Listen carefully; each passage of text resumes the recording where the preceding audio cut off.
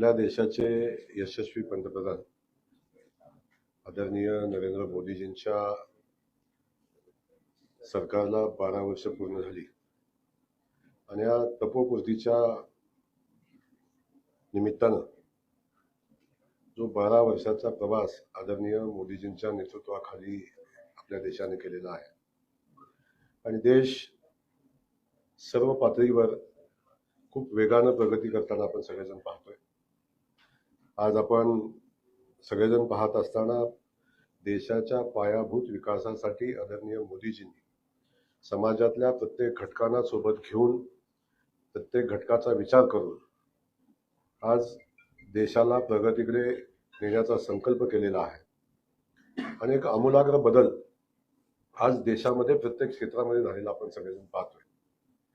खास करून मोदीजींनी समाजातल्या शेवटच्या घटकाला न्याय मिळाला पाहिजे, समाजातला शेवटचा घटक विकासापासून वंचित नाही राहिला पाहिजे, अशा पद्धतीची भूमिका घेऊन प्रत्येक घटकाला न्याय देण्याची भूमिका मोदीजींनी आपल्या कालखंडामध्ये घेतली।